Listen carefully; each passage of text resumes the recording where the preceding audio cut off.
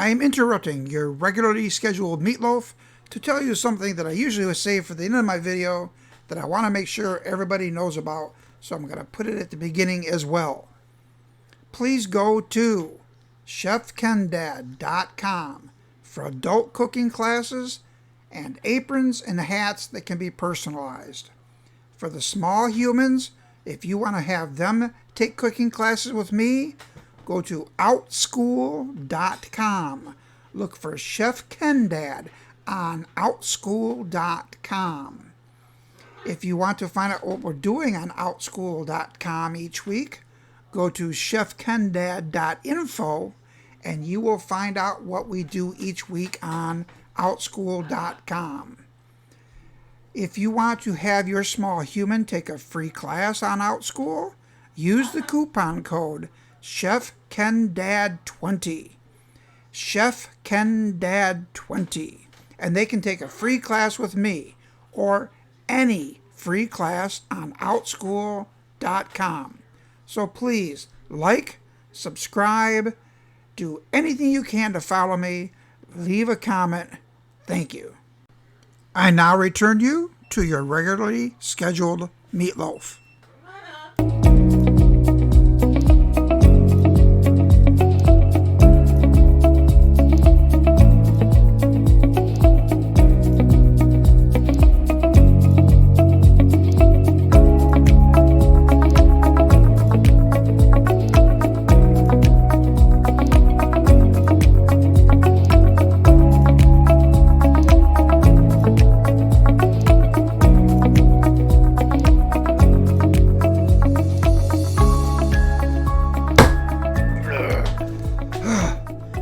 Made it. Thank God they don't take all my utensils away. I have something to dig with. I don't know why they don't want me to get here, and I don't know who they are, but they don't want you to know what I know, what I'm going to let you know that I know to tell you how to make the stuff we make. So what are we making today? Meatloaf. It's a comfort food. It'll make you feel good eating it, remind you of the days back when Grandma and Mom used to just whip one up in the oven. We're making a very tasty, moist, delicious meatloaf. We're going to make two because some people want some things in it, other people don't want other things in it. It's not going to be your standard just crackers and bread inside of meat. We're making a moist, delicious meatloaf today, and I'm going to show you how to do it. I'm going to show you the best way to make corn on the cob on the stove, and we're going to make mashed potatoes. We're even going to make a gravy to go with it. So there's a lot coming up. You're going to learn a lot. Sit back, put your feet up. Let's go.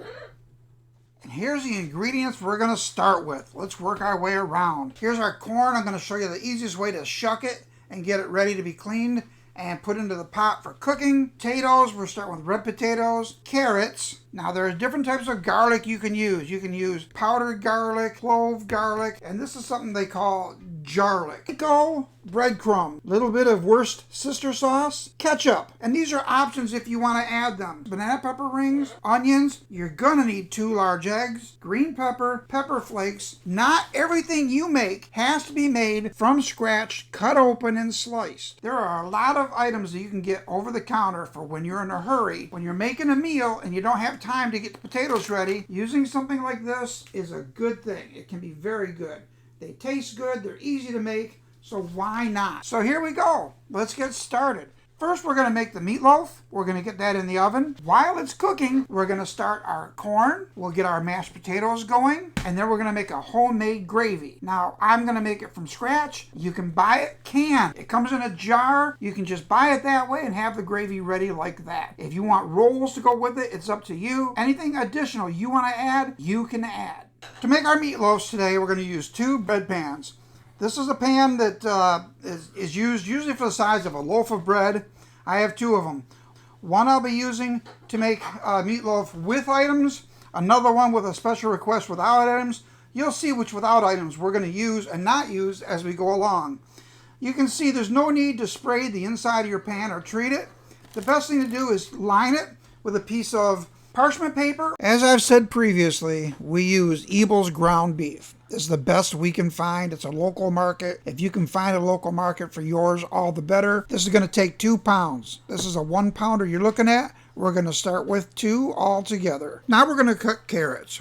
We need 2 carrots for each individual meatloaf we're making, so 4 all together. We want to first make sure when we cut them, everything's going to be bite-sized. You don't want anything too big, actually a little bit smaller than bite-sized. We're going to cut off the tips, then we're going to cut off the stems. If you look, you'll notice I did not peel mine. I love the peel being left on. And I'm cutting all of them uniformly thick. All right, we're just going to cook our carrots down just a little bit, starting in our cast iron pan, our Lodge cast iron pan. They don't pay me to tell you this, but I will let you know, Lodge is the best cast iron you can get. Now we're going to use vegetable oil instead of olive oil today. Vegetable oil has a higher flash point. It can cook a little bit hotter than olive oil. So we're going to put that in the pan, turn it on medium high, and when it gets warm, we'll add our carrots. All right, it's been almost 5 minutes. You can hear that sizzle? I love that sizzle. Now, we don't need to add any salt or pepper or spices to the carrots. We're just softening them at this point. Stir them around. Make sure they're cooking evenly. And we're just going to let them cook now. While it's doing that, we can chop our onions. So we'll just cut it in half, set half aside. And we're not worried about fancy schmancy knife skills like you see on TV. We're just learning how to make meals for our family. You can do whatever you like. Cut it as fancy as you want. But all you need to do is make a good cut into your onion and have enough for your meatloaf. Don't forget to stir your carrots occasionally. Remember, we're not cooking them down. We're just going to get them started. Once it's cooking along nicely, you can turn your heat down. Let them simmer slowly. Green pepper. This is an option. You either add it or you don't. If you like it, you add it. If you don't, you leave it. Half a green pepper is more than enough. Okay, it's been about 5 minutes, maybe 6. Some of the carrots are browning. They are not soft. They're still firm. They have a very good bite to them. That's all we needed. We're starting with 2 pounds of hamburger. Even though we're making it with separate ingredients, the base is still the same. We have our 2 pounds of hamburger. We're adding 2 eggs. Next is our garlic. And just because this is what most people are going to use, we're going to use our garlic. 1 good spoonful is all you need. If you want to take 3 cloves and mince them up, put them in, that's fine too. Next is ketchup, 3 tablespoons. You can blurble this. This doesn't have to be an exact measurement. 3 tablespoons, that's about 3 tablespoons right there. Next is 3 tablespoons of finely chopped fresh parsley. If you don't have fresh and you have dried, pour yourself a bit in your handful, cover it till it's covered completely. That's another blurble measurement. Now it's breadcrumbs. Panko breadcrumbs work best if you just have regular Italian breadcrumbs. Use those instead. You don't need a full 3/4 of a cup. Go a little bit less. You can still blurble this as well. And the best way to do that is shake it until it's got a good covering, just like that. That's about 3/4 of a cup. Now we're going to add Italian seasoning. Anywhere from 1 1/4 to 1 3/4 teaspoon. A teaspoon is usually about the size of a dime in your folded hand. I'm going to add another half that. Now, paprika is something of your choice, depending how spicier you want it to be. You need only half a teaspoon, and remember, half a teaspoon is a smaller one. In your hand, if you cup it and pour about a dime size, like that, you're good. Now, something I didn't tell you in the beginning I missed, but we have to have for this is going to be milk. You need 3/4 of a cup. This is one of the few times I'm going to tell you to actually measure it. Don't blurble this. If you make it too much milk inside there, it'll be too moist, it'll be mushy, and we don't want that. 3/4 of a cup. At this point, you can add salt and pepper to taste. I would leave that for people to do at the table if they want to. A half to 3/4 of a tablespoon of each will be fine at this point. I hope you washed your hands because this is the most fun you're going to have today. Might feel a little wet to you. It's okay. If you have too much pooling of milk, you can add more breadcrumbs. That's a good mix right there. And that's the basics for everything. At this point, we're going to divide it into 2 bowls and add our onion, green pepper, carrots, what everybody wants. Now, I just found out that both meatloafs are going to want carrots, so we're just going to put them into both right now before we separate it. Get it mixed so it's mixed evenly. There we go. I'm making meatloaf for 4. Only one doesn't want onion and green pepper. So the one without onion and green pepper will be the 25% split. This one over here with the 75% will get everything else added to it. So this one's going to get onion and green pepper. We're going to throw that in. There's our onion and our green pepper mixed together. That's a good looking meatloaf right there. We're going to preheat our oven right now to 375 degrees, and it should be hot by the time we get our meatloaf in the pans. In the meantime, what we're going to do is cut our potatoes, or our mashed potatoes. Now we're going to start with our potatoes. We're going to cut them up. I like to have at least 3 potatoes per person. I'm going to need 12 potatoes. You can peel them if you like. I don't. I leave the peel on. Not only do I like the vitamins you get from the peel, I also like the way it looks. So let's get started cutting these.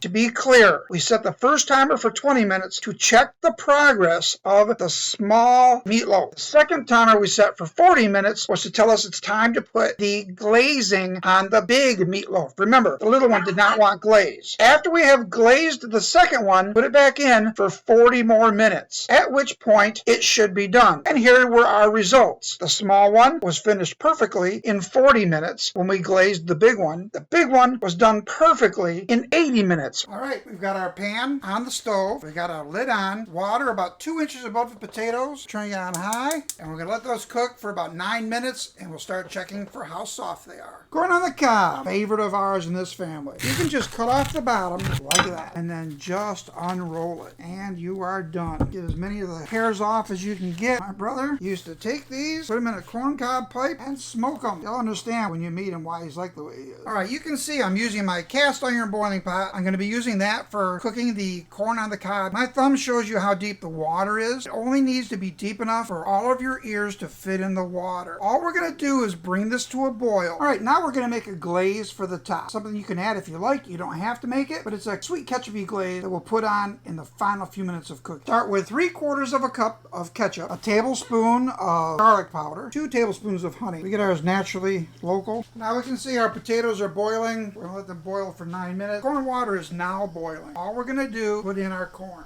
Make sure you've washed it and removed as much of the hair as you can. Wait for it to come back to a boil. All right, our corn is boiling again. All we're going to do, put on the lid, push it to the back. It can sit there for 5 minutes. It can sit there for an hour. It's going to be perfect. Now we're going to drain our potatoes. As you can see, I have cold water running in the sink because when the potato water goes through here, it can harm your pipes. So the cold water offsets that. Now, we're just going to pour it a little bit at a time. It's very, very, very hot. We're letting that cold water cool down the hot. Pour some more of the water. A little bit of the potato was going with it. And now we're just going to dump the rest. We're going to let that drain and let the cold water run for about 4 or 5 minutes. If your butter and milk are cold when you start mashing, your potatoes are probably going to turn rubbery. I put my butter and my milk directly into the pan that the potatoes just came out of, and I heat them until the butter is melted. And when it's warm enough, I'll shut it off and I'll add my potato. And now you can see my milk is warm, my butter is melted. I've added Lowry seasoned salt for flavor. We're going to shut that off now and add our mashed potatoes and start mashing. Potatoes in, fire off, time to mash.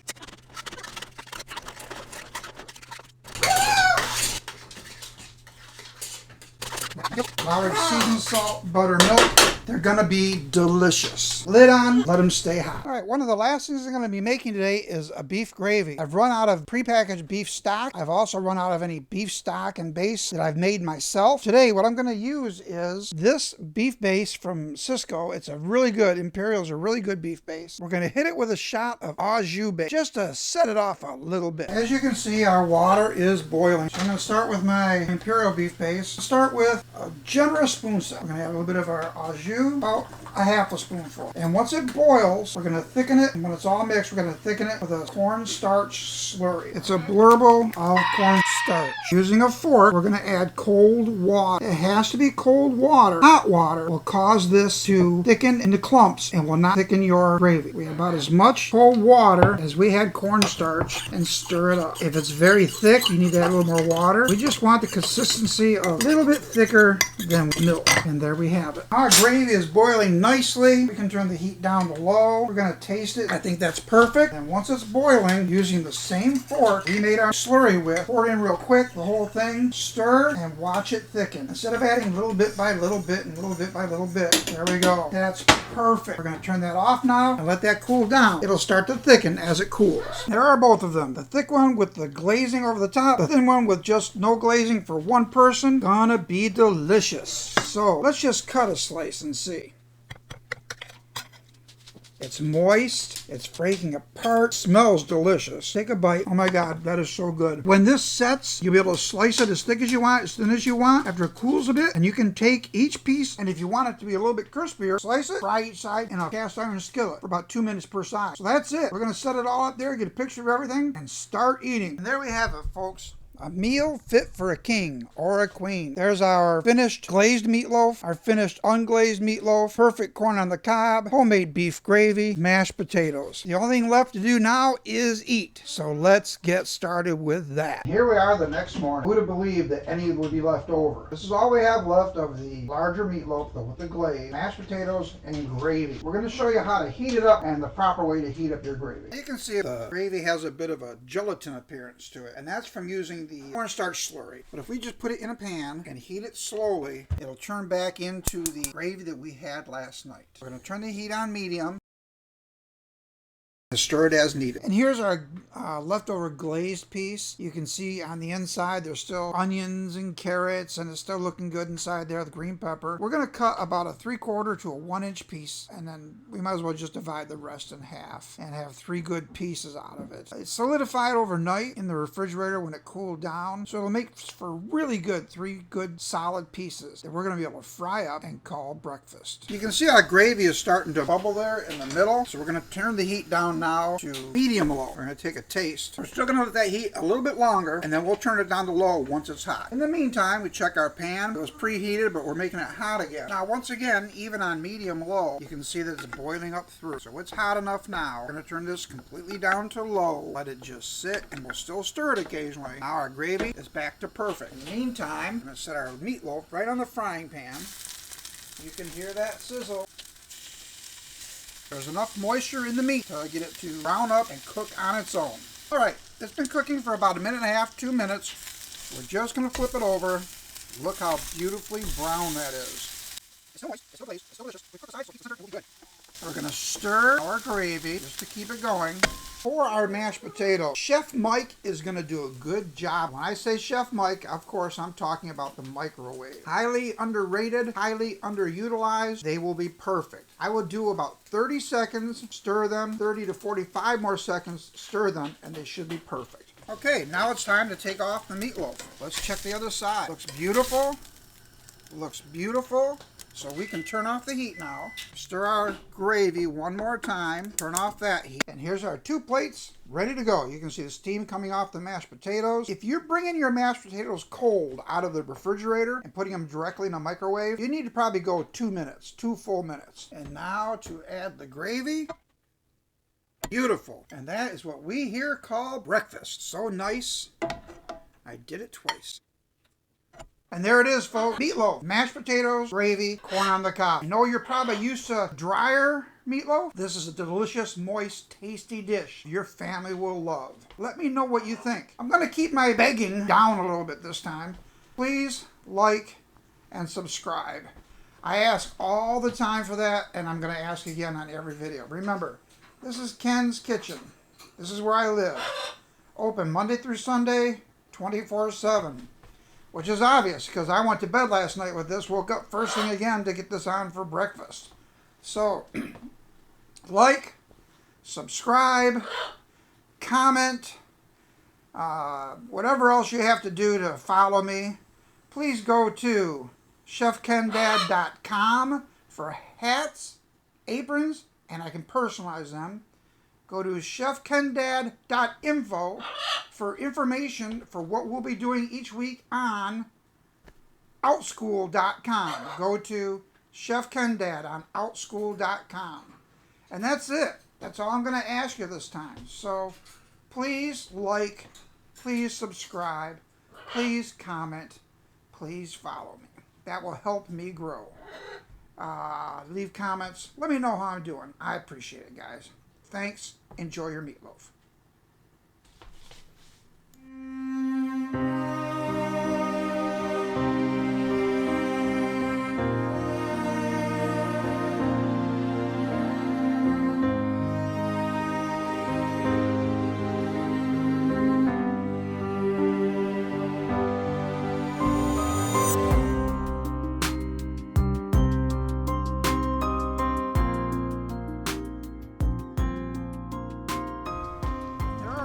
Here's the ingredients we're going to start with. Let's work our way around.